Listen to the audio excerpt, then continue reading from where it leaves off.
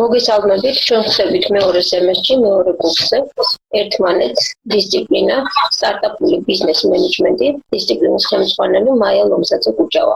ჩვენ შეხვდებით ერთმანეთს 16 კვირით, აქედან 15 იქნება სალექციო პირა, 1 იქნება შუალედური გამოცდა და შემდეგ ფინალური გამოცდა.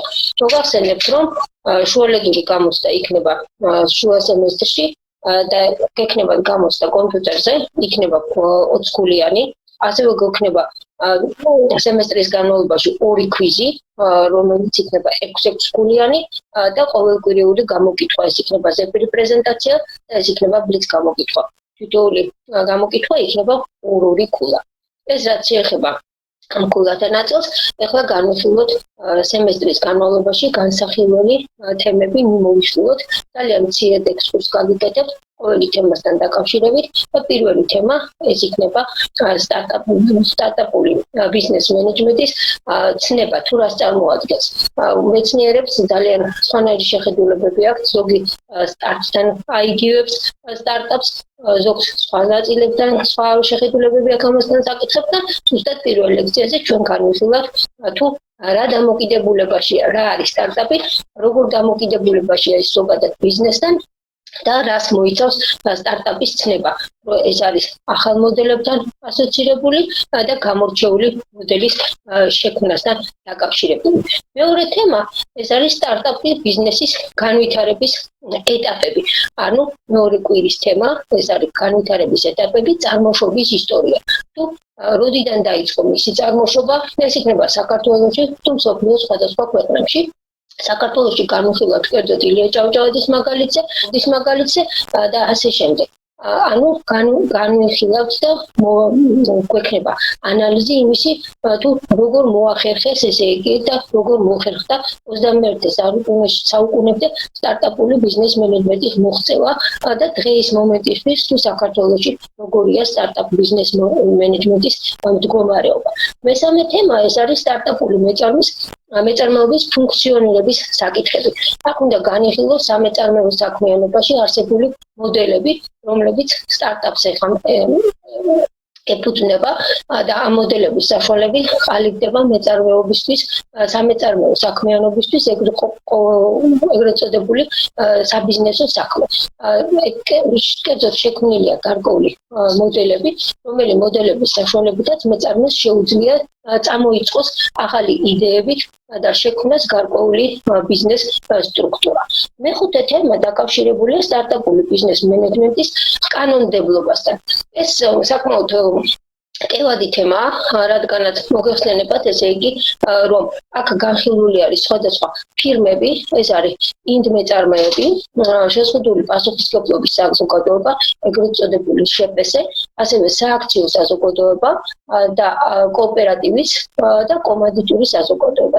ამ ლექციაზე ცალ-ცალკე განვიხილავ თითოეულის არსებობას და მათ დამოკიდებულებას გადასახადო სისტემასთან და გადასახადის მდგომარეობასთან. თუმცა გადასახადებზე კიდევ უფრო ქვევით გვექნება ჩვენ სახელი განხილვა. შემდეგი თემა ეს არის სტარტაპული ბიზნესში სამეწარმეო სუბიექტების შექმნა.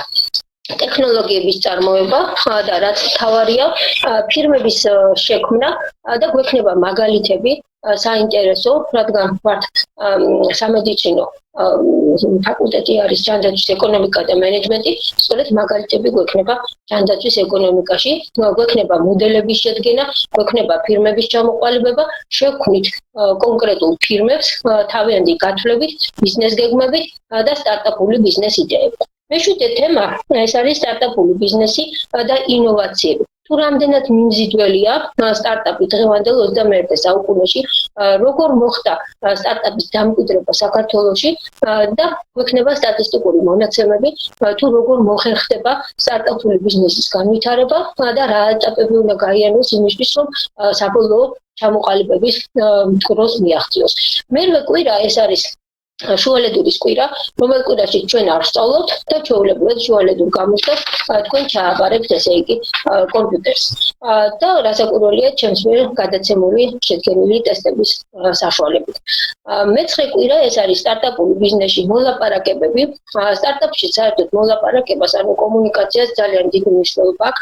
აქ დავყოფთ საკითხებს ირიბი კომუნიკაცია, პირდაპირი კომუნიკაცია, აღმავალი კომუნიკაცია, დაღმავალი კომუნიკაცია, მათი ურთიერთქმედებები, მათი დადებითი და უარყოფითი ფაქტორები და სტარტაპის მიმზიდველობასთან მათი კავშირები. ამიტომ ეს მდგომარეობა დამოკიდებული უნდა იყოს სტარტაპის კარგად შემუშავებასთან. თუ როგორ იქნება მოდელი შემუშავებული, იმის მიხედვით წარიმართება ეს პერსპექტივები და კომუნიკაციები. მეათე თემა ეს არის საკომუნიკაციო ურთიერთობები სტარტაპულ ბიზნეს მენეჯმენტში. ეს უშუალოდ ინვესტიციებთან იქნება დაკავშირებული, თუ როგორ მოვიძიოთ ინვესტორი, სხვადასხვა ქვეყნის გამოცდილებებს განვიხილოთ, სხვადასხვა მოდელებს განვიხილოთ სხვადასხვა ქვეყნისა და ასევე მოგახსენებთ ესე იგი ჩვენ პირველ კურსზე მენეჯმენტში ვისწავლეთ თუ ინვესტორი როგორ უნდა შევარჩიოთ და სწორედ ეს გამოსაყენი ეს ფუძე იქნება იმისი რომ დავაშენოთ ესე იგი სტარტაპში უკვე საბიზნესო სიტუაციის განვითარების ეტაპები. მე-11 ეს არის სტარტაპული ბიზნეს მენეჯმენტის როლი ეკონომიკის განვითარებაში.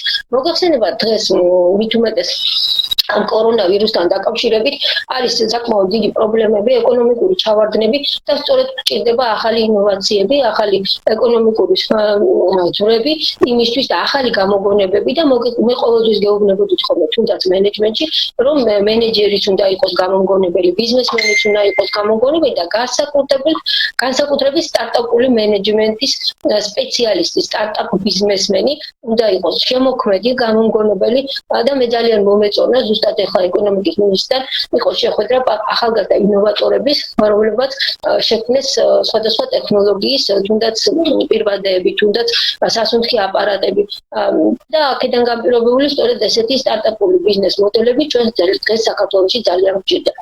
შემდეგი თემა ეს არის სტარტაპული ბიზნეს მენეჯმენტის შრომის ბაზარზე. ეკონომიკაში თქვენ გავლილი გექნებათ ბაზრის სტრუქტურები და ამაზე აღარ შევაჩერებ ამ ლექციაზე დროს, მაგრამ შრომის ბაზარს ძალიან დიდი მნიშვნელობა აქვს, რომელიც აერთიანებს მოთხოვნა მიწოდებას, შრომის ბაზრის დაყოფას, ესე იგი შრომის ბაზრის სახეობებს და ასევე სამუშაო ძალას, ფასსა და იმ პროდუქციას, რომელი პროდუქციაც უნდა გამოვიყენოთ შემდეგ რეალიზაციისთვის. მე-13 თემა ეს არის ინოვაციური პროცესების სტარტაპულ ბიზნესში. სტარტაპი საერთოდ ინოვაციების ბუმია ფაქტიურად და ახალი ტექნოლოგიების შექმნა დაკავშირებულია ახალი მოდელების წარმოებასთან. და სწორედ სტარტაპულ ბიზნესში მთავარი როლი და მნიშვნელობა ახალი ტექნოლოგიების შექმნას უკავია.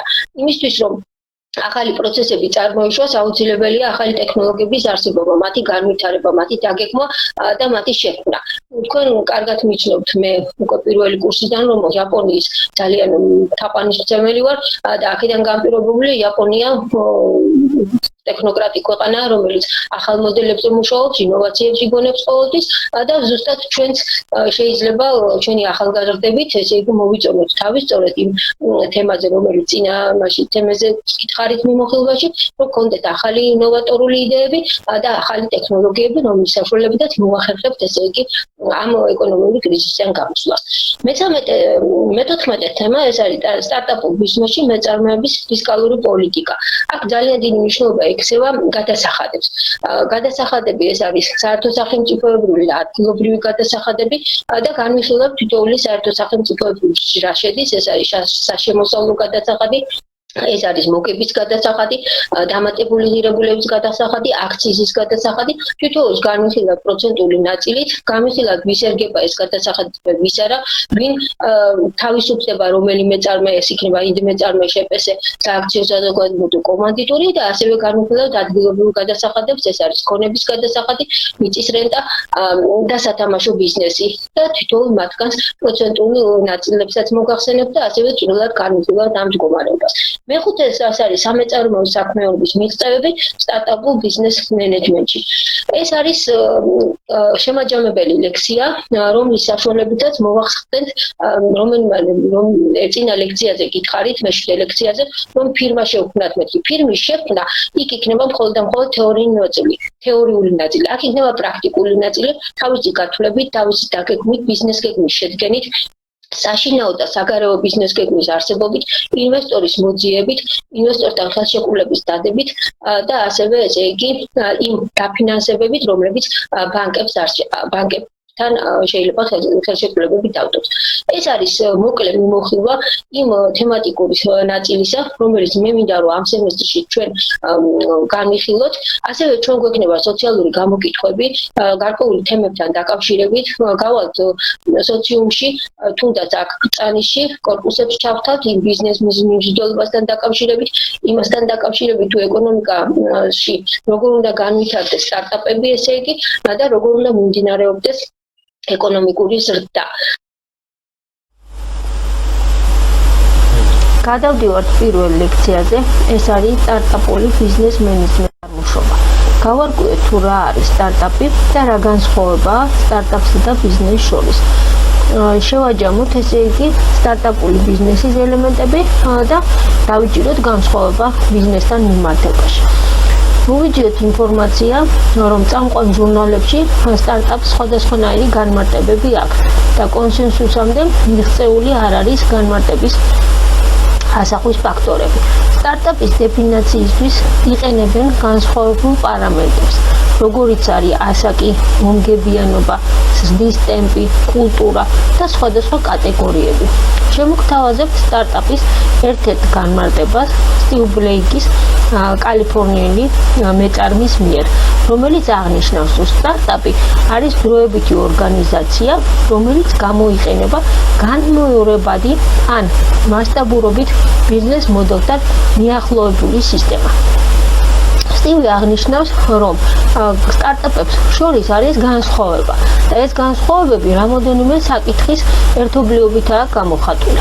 პირველი არის დროებითი, რადგან სტარტაპის მიზანია მოძებნოს ბიზნეს მოდელი, რომელიც გახდის მას დიდ კომპანიად, ან განიცდის წარმომადგენლობას და იწყებს სხვა შესაძლებლობების მოძიებას.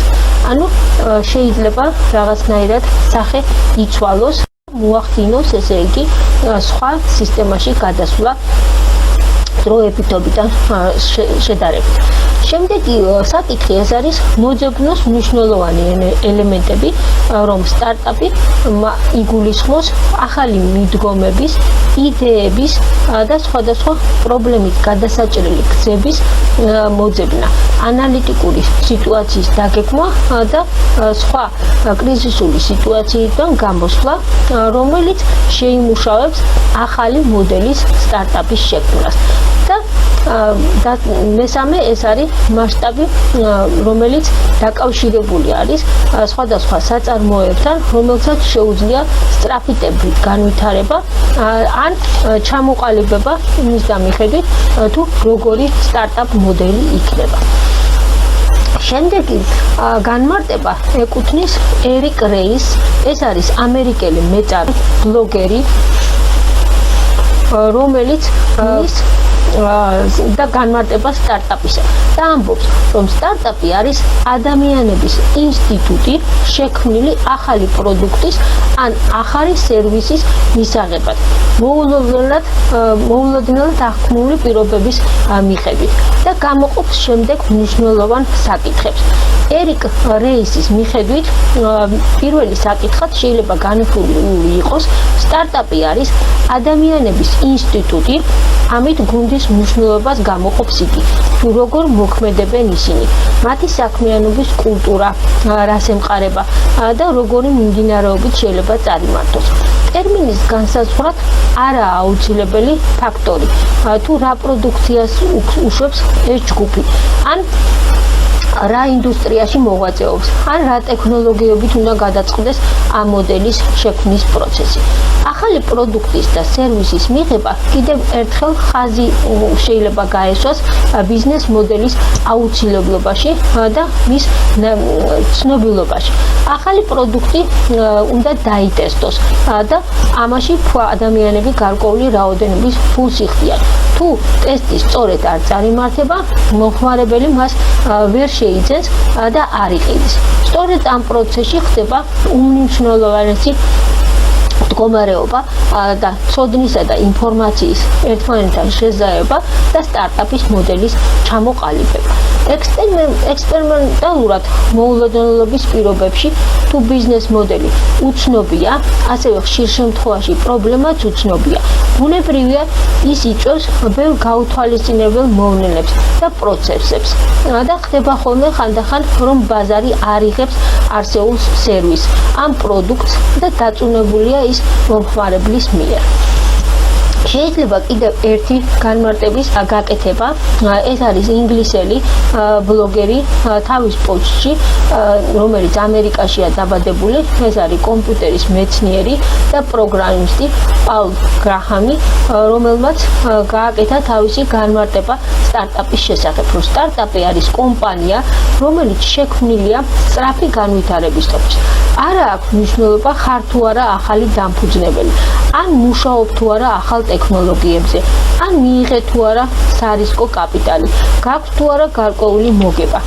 ყველაზე აუცილებელი რამ არის სტარტაპისთვის, რომ იყოს საკმაოდ წარმატებული მოდელი და მთლიანად დაფუძნებული იყოს ახალ ინოვაციურ ფაქტორებზე. ეს ყველა განმარტებები რომ შევაჯაროთ, მივიღებთ ერთს, რომ სტარტაპი არის ადამიანების დროებითი ინსტიტუტი, რომელიც შექმნილია განმეორებადი, მასშტაბირებადი და ინოვაციური ბიზნეს მოდელების მოსაძიებლად და მისი სწრაფი განვითარებისათვის, რომ შექმნას ადამიანებისთვის ღირებული და მისაღები პროდუქცია. სწორედ ამ განმარტებებიდან ხდება ნათელი, თუ რატომ განიცდის სტარტაპების უმრავლესობა წარუმატებლობას. თუმცა ის მცირე ნაწილი, რომელიც ახერხებს, რომ შექმნას მომხმარებლისთვის საღი და ხარისხიანი მოდელი და დაიმკვიდროს თავი ასევე ბაზარზეც. ბევრი სტარტაპერი და სტარტაპი მიხვდება, რომ ისინი უფრო ჩვეულებრივი ბიზნესმენები არიან, ვიდრე სტარტაპები. არიან ხშირ შემთხვევაში სტარტაპიდან განვითარებული ბიზნეს კომპანიები, შემ შემთხვევაშიც კი ისინი განვითარების არც ერთ ეტაპზე არ ყოფილან სტარტაპები და დაიწყეს როგორც ჩვეულებრივმა ბიზნესმენებმა მდგომარეობა და ბაზარზე დამკვიდრება.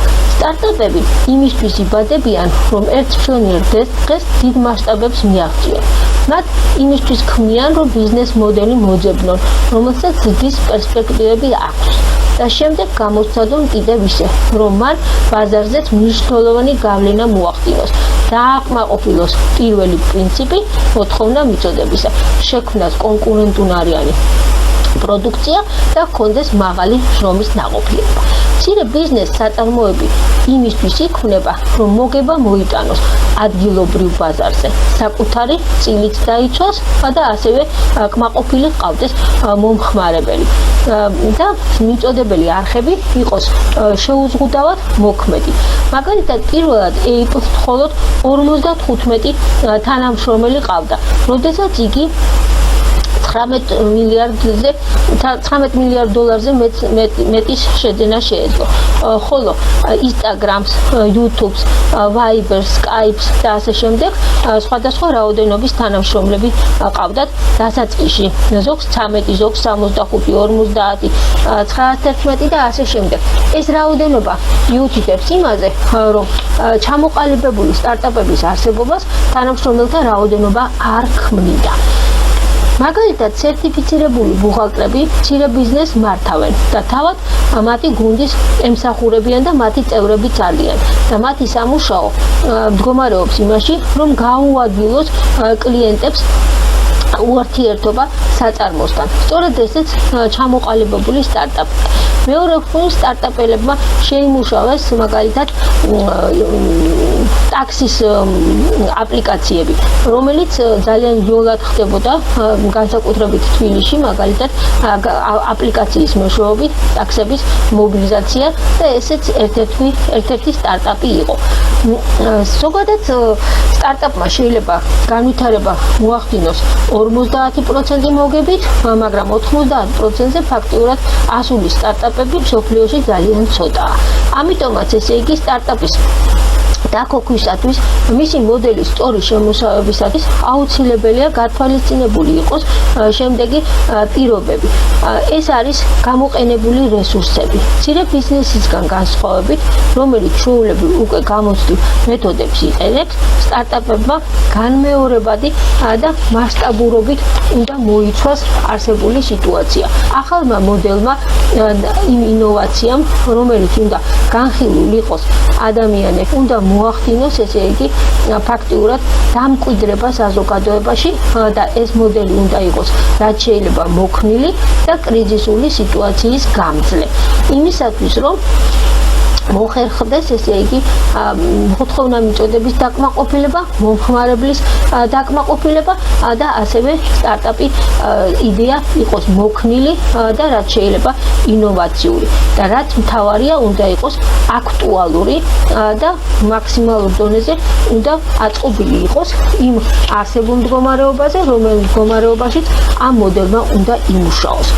მთავარი ეს არის თავდაპირველად ვყიდით და შემდეგ სრულყოფთ ამ მოდელის უნივერსალურობას და დამფუძნებლების ეს სტარტაპელები მაქსიმალურად ცდილობენ მოახდინონ თავიანთი იდეის განხორციელება და ამ იდეის განხორციელებისთვის აკეთებენ ყველაფერს, რათა მთელი სული და გული ჩადონ ამ იდეის განხორციელებაში. რა არის საჭირო ბიზნესის დაწყებისათვის? ბიზნესის დაწყებისათვის მთავარია იყოს განწყობა და გაბედულობა. მაგალითად 90-იან წლებში, როდესაც ბიზნეს ადამიანები იწყებდნენ, ყველას ეგონა რომ 1 ლარით უნდა მოეგოთ 10 ლარი. და როგორც კი ვერ ხერხდებოდა ეს 1 ლარით 10 ლარის მოგება, ყველა აღნებებდა ბიზნეს თავს. იმ პერიოდში ძალიან დიდი რაოდენობით ბინებიც დაიკარგა, იმიტომ რომ არ ჰქონდა სწორი ბიზნეს იდეა. იმისათვის რომ სტარტაპი სწორედ განიმართოს და წარიმართოს, აუცილებელია პირველ რიგში ბიზნეს იდეის არსებობა და შემდეგ ბიზნეს გეგმის არსებობა. იმისათვის რომ არ გადავარდეთ ვალებში და სწორედ გქონდეს შერჩეული ბიზნეს იდეა, ინოვაციური პროცესები სწორედ იმართოს, აუცილებელია ესე იგი გქონდეს გარკვეული ახალი იდეები იმისთვის, რომ ნოუ-ჰაუ იყოს მოსახლეობისთვისაც და არსებული პროექტებისთვისაც. რა რისკ ფაქტორები არის ამ ბიზნეს იდეასთან დაკავშირებით? შეიძლება გქონდეთ ბიზნეს იდეა და ვერ მოახერხოთ მისი ხორცშესხმა. ეს გარკვეულ რისკებთან არის დაკავშირებული. აქერევა საგადასახადო სისტემა, აქერევა არსებული ფინანსები, აქერევა დაფინანსებული ნაწილი, რომელიც მათ უნდა დაგაფინანსოთ და საქართველოში ქვემოთ მოგახსენებთ იყო პროექტები, რომელიც ფინანსდებოდა და ამ ფინანსების საშუალებით ხორციელდებოდა სტარტაპ იდეებიც. საქართველოს ერთ-ერთი საუკეთესო ადგილია დღეის მომენტისთვის ბიზნეს კეთებისთვის, თუ არ გავთვლით იმ სიტუაციას, რაც დღეს ხდება პანდემიასთან დაკავშირებით, რათა ტურიზმი ფაქტიურად დაკეტილია ჩვენთან კი არა მთელ მსოფლიოში, ასევე ბიზნეს იდეებით ჯერჯერობით შეჩერებულია, თუმცა ძალიან გვჭირდება ახალი ნოვატორული იდეები, ახალი ინოვაციები, რათა მოხდეს მცირე ბიზნესის განვითარება და სტარტაპული პროექტების დაფუძნება და განვითარება იმისათვის, რომ სახელმწიფომ მომგებიანობა გაიზარდოს. ქართულ რეალობაში საკმაოდ ძნელია დღეს მომენტისთვის ამისი ამოქოქვა, მაგრამ ჩვენ უნდა ვიმედოვნებდეთ, რომ ყავს საკმაოდ ბევრი ახალგაზრდა იმისთვის, რომელიც შექმნის ახალ იდეებს და ახალ ინოვატორულ პროექტებს შექმნის. მნიშვნელობა არ აქვს ეს 9 წლის იქნება თუ 70 წლის. თავარია გქონდეს ინოვაციური და კრეატიული იდეები და რომელიც ხელს შეუწყობს ადამიანებს ცხოვრების გამარტივებაში და გამორჯამრთელებაში. მაგალითად არიან ესეთი ახალგაზრდები გიორგი და დიმიტრი ცხოვრებაძეები, რომელმაც გამოიგონეს ხელთათმანი, რომელიც პაციენტს უმცირებს ხარჯებს და სთავაზობს იმავეს $150, რაც სხვა შემთხვევაში დაახლოებით $1000 ეღირებოდა. იდეის ავტორების აზრით, ხელთათმანი პაციენტს რეაბილიტაციის პროცესში დაეხმარება შემდეგი პრინციპები. პაციენტი იკეთებს ხელთათმანს დაზიანებულ ხელზე, ხოლო მეორე ხელით სიმულაციურად ასრულებს სახალისო დავალებებს. სენსორი აღიქვავს ხელის მოძრაობას და იმავე მოძრაობას ამეორებინებს ხელთათმანს. შემდეგ პაციენტი ამოძრავებს ორივე ხელს ერთნაირად, ხოლო ტვინი იწყებს კავშირების აღდგენას და უმჯობესდება მოძრაობის უნარი. ხელთათმანი მკურნალობის პროცესი 3 ეტაპს მოიცავს. მათგან ბოლო 2 ეტაპზე შესაძლებელია ვირტუალური რეალობის გამოყენება, რომელსაც დიდ გავლენას აქვს ადამიანის ფსიქიკაზე ახდენს განვლებას ეს იმპულსები. მკურნალობის იმ ეტაპზე, როდესაც პაციენტის მდგომარეობა უკვე გაუმჯობესებულია, ხელთათმანი აღიქვამს პაციენტის მიერ გამოყენებულ ძალას. იმას თუ რამდენად ხრის პაციენტი ხელს და ეხმარება მას ხელის მოძრაობაში. შესაბამისად, ხელთათმანი აადვილებს ხელის მოხრას და ნებისმიერი მოძრაობის შესრულებას. ხელის მოძრაობის უნარი დროთა განმავლობაში უმჯობესდება და პაციენტი თანდათან მთლიანად გადადის საკუთარი ძალის გამოყენებაზე. ვირტუალური რეალობით ტვინის მოტყუება აჩქარებს რეაბილიტაციის პროცესს და უფრო ეფექტიანს ხდის მის მუშაობას. ეს ფაქტურად დაკავშირებულია ტვინის ნეირონებთან, რომლის საშუალებითაც პაციენტი ახდენს დაზიანებული ხელის მოძრაობაში გადაყვანას. ეს არის საკმაოდ ხარისხიანი და ღირებული პროექტი, ფაქტურად სტარტაპ მოდელი, რომლის საშუალებითაც ბიჭებმა მოახერხეს ესე იგი დაზიანებული ხელის ფაქტურად სტიმულაცია.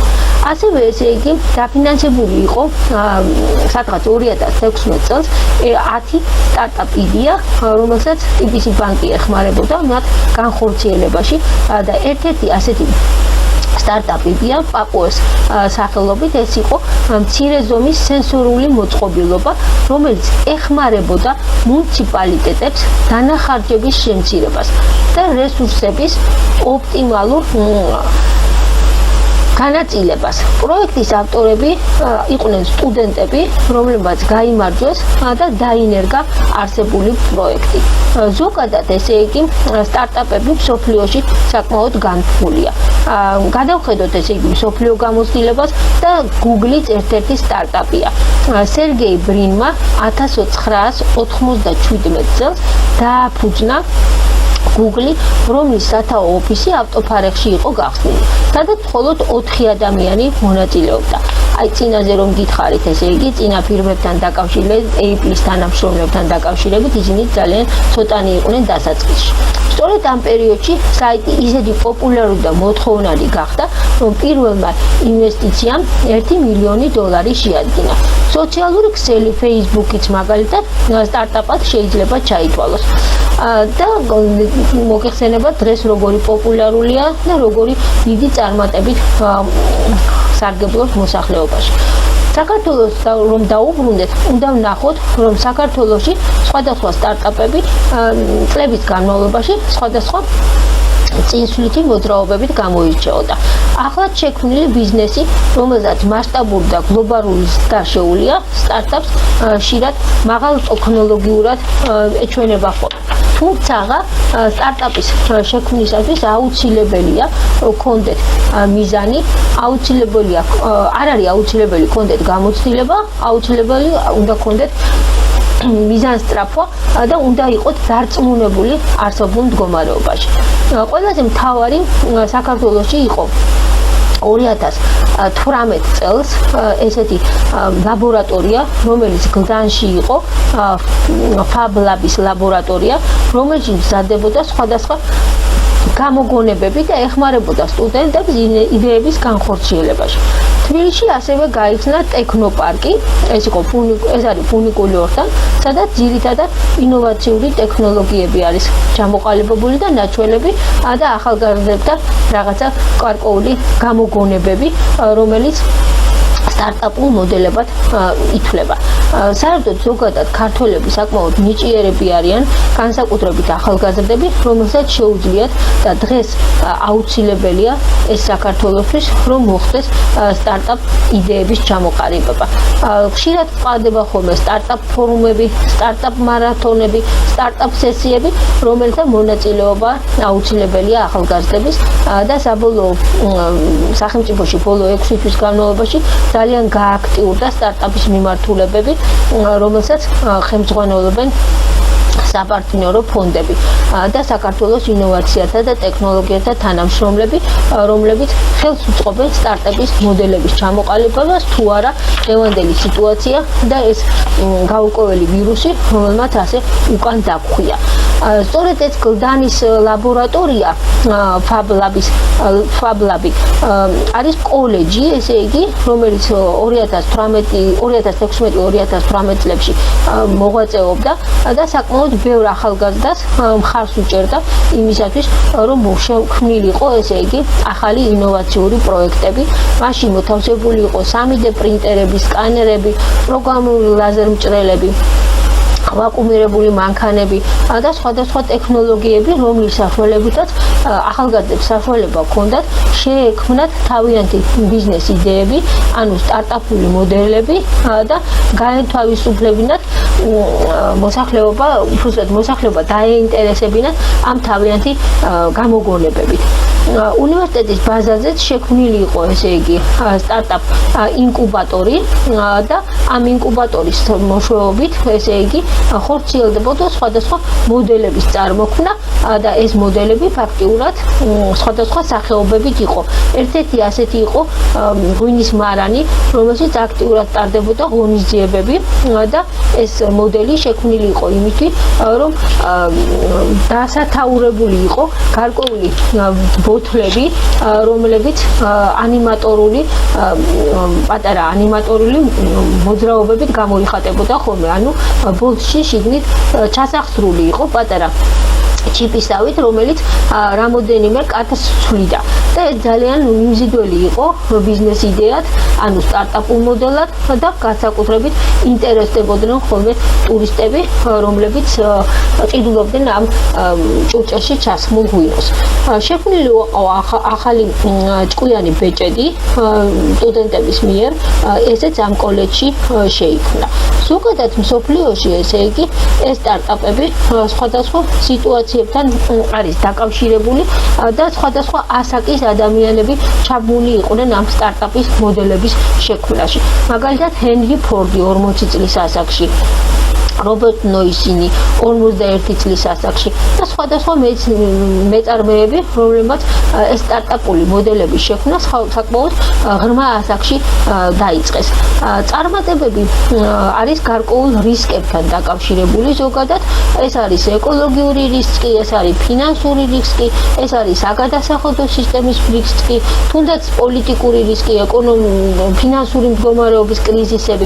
აი მაგალითად, დღის მომენტისთვის ეს პანდემიასთან ბრძოლაში, მაგალითად, უკვე იდეების ჩახშობაც კი გამოვიდა, მაგრამ მე შემდეგ ლექციაზე მოგახსენებთ, ესე იგი, როგორი ახალი ინოვატორული აზრები აქვს ახალგაზრდებს დღევანდელ პანდემიურ სიტუაციასთან დაკავშირებით, თუნდაც ნიღბებთან და სხვადასხვა ელექტრონულ აპარატებთან დაკავშირებით. გარდა ამისა, აღსანიშნავია კიდევ ის სიტუაცია, რომ სტარტაპული მოდელის შესაქმნელად აუცილებელია თქვენ იყოთ მოწადინებული ახალი იდეების გენერაციისთვის. დღეს მე თქვენ ძალიან მსუბუქად მოგიმზადეთ ერთ-ერთი ბიზნეს მოდელი, სტარტაპული მოდელი, ჩვენ ვქვით მომავალ დღეს. ეს დაკავშირებული იმასთან, რომ ეკოლოგიურად ძალიან დაბინძურებულია მსოფლიო და ეს დაბინძურება უნდა შეძლების დაგვარად მოხდეს გამწვანებით თუ სხვადასხვა აკრძალვებით. მაგრამ ეს არ უნდა იყოს ისეთი აკრძალვები, რომლებიც მოსახლეობას დააზარალებს და სწორედ ეს შექმნილი ფილმის მიზანია გარემოს დაცვა მავნე პირობებისგან და გარემოს დაცვა იმ გამოსხივებებისგან და იმ მავნე გამონაბოლქვებისგან, რომელიც ელემენტარულად ავტომობილებს აქვთ. ეს ჩვენი ბიზნესი არის ინოვაციური და უშუალოდ ექვემდებარება მზის ბატარეებით ადამიანის მანქანების დატენვას, რომლითაც შევძლებთ, ესე იგი, რომ დავიცვათ ეკოლოგიაც, უფრო იყოს იაფი ჩვენი გადაადგილება ავტომანქანით და ამავდროულად იყოს სუფთა გარემოში ჩვენი მოძრაობა. ასევე, ესე იგი, სწრაფი დატენვის საშუალება, რომელიც მოგცემს იმის უფლებას, რომ ნაკლები დრო დავხარჯოთ მანქანის გამართვაში და ექსპლუატაციაც იყოს მიღებული და ნორმალური. ესეც ერთ-ერთი სტარტაპ მოდელია, რომლის საშუალებითაც ვახერხებთ, ესე იგი, კომუნიკაციას გარემოსთან და ამავდროულად არ ვაზიანებთ გარემოს სიტუაციას. იმისათვის, რომ სწორედ იყოს გათვლილი ჩვენი სტარტაპ მოდელი, აუცილებლად უნდა განვიხილოთ თუ სად მზადდება და რომელ საწარმოში მზადდება მათი შექმნის ელემენტები. ეხლა ეს შეიძლება მე სტარტაპ მოდელად უბრალოდ მაგალითად მოგიყვანეთ, რადგანაც ქუთაისაც აქვს ელექტრომობილების გამომშვები ქარხანა, რომლის საშუალებითაც ახერხებენ, ესე იგი, და სადღაც 2021 წლისთვის უკვე გვექნება საქართველოში ჩვენი ელექტრომობილები, რომლებიც არ დაანაგვიანებს და არ დააზიანებს და არ დააბინძურებს ჩვენს ეკოლოგიურ გარემოს. მისათვის ზუსტად შევქმნათ ეს სტარტაპ მოდელი, აუცილებელია გახსნილი იყოს ის მომხმარებელზე და გათვალისწინებული იყოს მომხმარებლის ნება-სურვილები, რათა დაკმაყოფილებული იყოს მომხმარებელი იმ პროდუქტით, რომელ პროდუქტსაც ჩვენ შევთავაზებთ, რადგან მომხმარებელი არის ძალიან პრეტენზიული და ამ პრეტენზიების გათვალისწინება გვიჭობს ჩვენ ყოველთვის.